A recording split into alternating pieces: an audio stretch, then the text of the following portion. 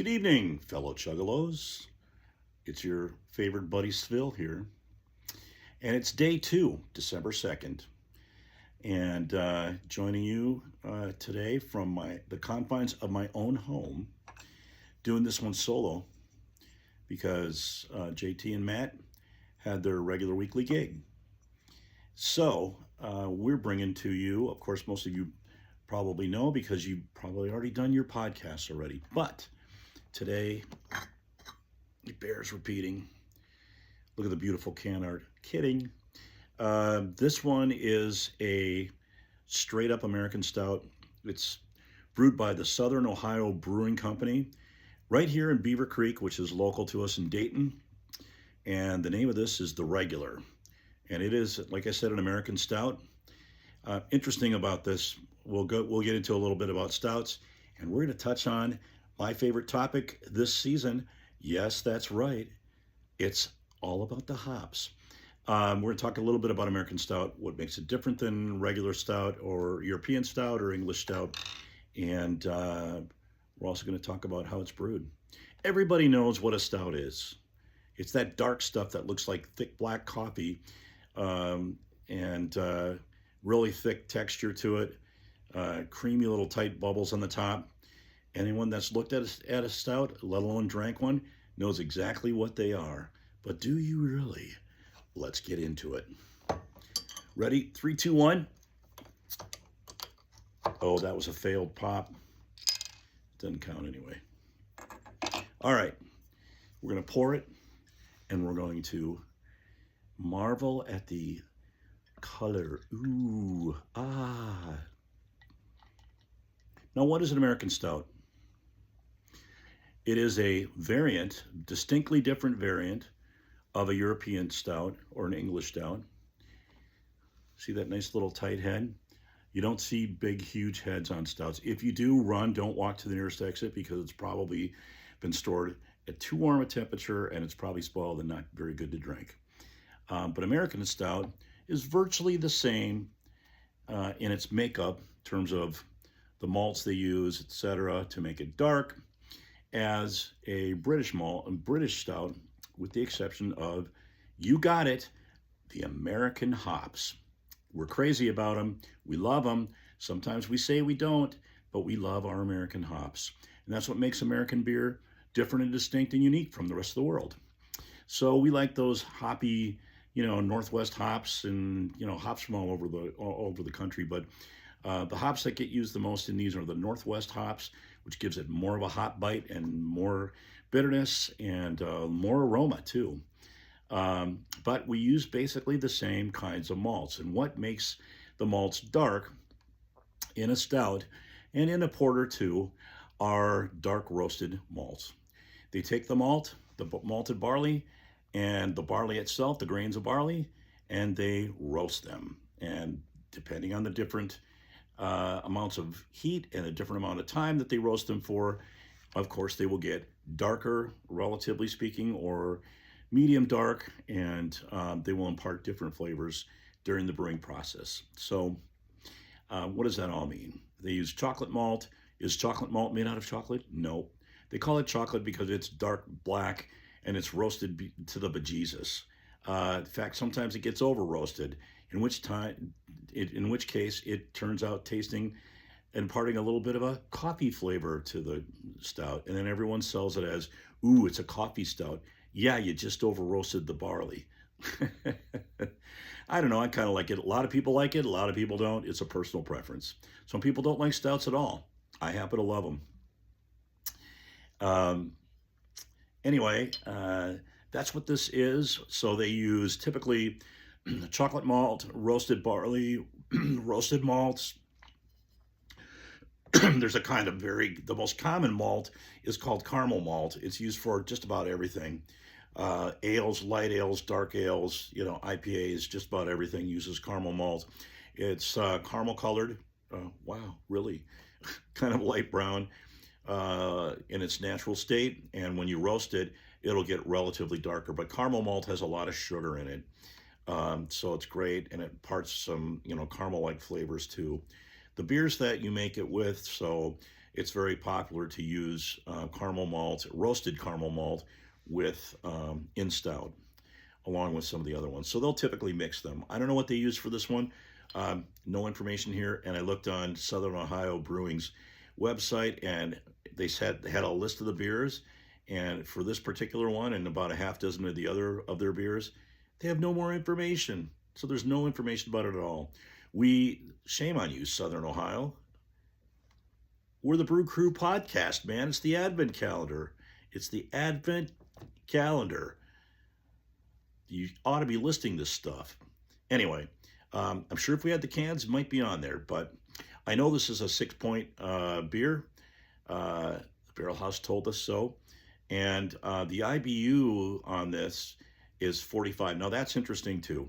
So you would think American ales, American stouts, which have the American hops, which are hoppier and bitter than all the European hops, right? They should have higher IBUs, just like we talked about last night with the IPAs. IPAs typically have, American IPAs have IBUs that are typically off the charts, 50 to 70. The European counterparts have much lower IBUs, but probably in the lower end of that range. Well, the IBU range for stouts is 35 to 60, so, down in the pale ale range at the low end and kind of midway through the IP range at the top end. So they're not as heavily hopped as an IPU, but this one has an IBU score of 45, which would put it, actually below the lowest level of what the average American IPA is. So by all factors, this doesn't, just looking at the numbers, I'm just going to guess here. I was wrong last night because they told me it was that IPA was a 32. It was definitely not a 32, man. It was pretty dang hoppy. But so this one might be different as well. But this would definitely not appear to be as hoppy as I would expect from an American stout. I would expect it to be at least in the mid-50s range, kind of low 50s to mid-50s range. But they said 45. So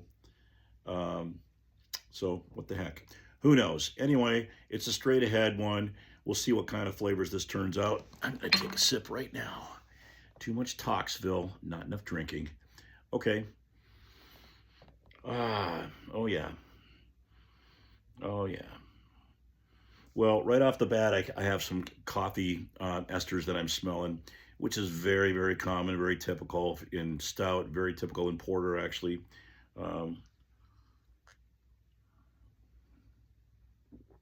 Oh yeah, coffee is very prevalent in this.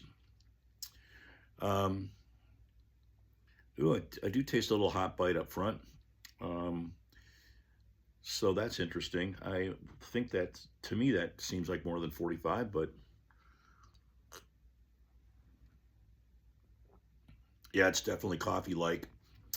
And some chocolate esters and also caramel. I smell the caramel as well up front in the nose. And I'm definitely getting some caramel sweetness going across my tongue. Other than that,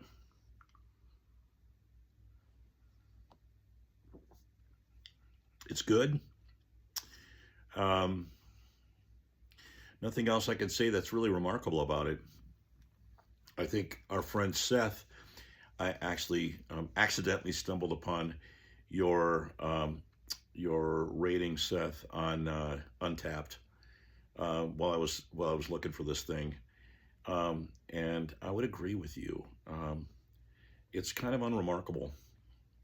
It's not knocking my socks off. In fact, it's a little on the bitter side, and the coffee taste. We always talk about the finish, and the finish is really what you taste after you swallow it in the back of your throat. It's a kind of a wine term, I guess, but it's really that last flavor. The first thing you taste when it goes in your mouth is the sweetness on the tip of your tongue, and then some aromas like, sometimes floral, or, in this case, some chocolate, maybe a lot of coffee that hits your upper palate, and you kind of, it permeates up through your nose that you can smell, right? And then after you taste it, it's that last bit that goes down that you're actually tasting. That's the finish. That's kind of last part of it, and it's very heavy on the coffee, and the coffee resolves into, dare I say it, it's like burnt coffee grounds. Not exact, not super pleasant, I might say. Um,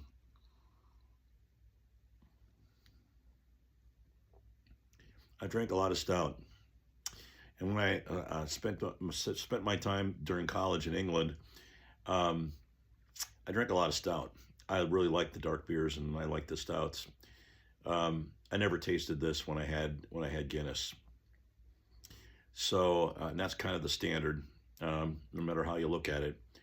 I think even for Americans, they will kind of want to, they kind of want to be, they kind of want to be Guinness, even if they don't admit it. Anyway, all that being said, unremarkable, kind of a straight up the middle American stout, but I would say, in my opinion, it tasted like they over roasted the malt, and it's got a real burnt flavor on the end of it. Hey, great for the coffee smell up front. Not so great when you start sipping it, and swallowing it is worse. So had some unpleasant characteristics kind of when you swallow it. Um, yeah, I'm not even going to say that this is, I'm not even going to say this is an average stout for me. I think it's a little below average.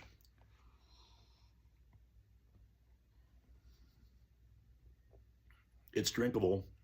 It would do in a pinch. It's got sweetness in it. It's got some nice malty sweetness underneath there, but it's covered up in the finish by the burnt to a crispy roasted barley. So yeah, that's gonna knock it down a little bit in my book.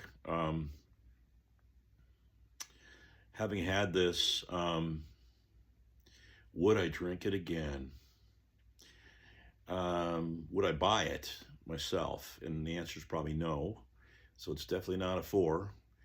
Would I drink it again? I'll probably have to say no. There's a lot of stouts in the world. There's a lot of beers in the world, and this one doesn't knock my socks off. So and in fact, there's some kind of unpleasantness in the finish that you have to deal with. So I would probably have to say no. So it falls below 3.5, and I'm going to have to actually put it.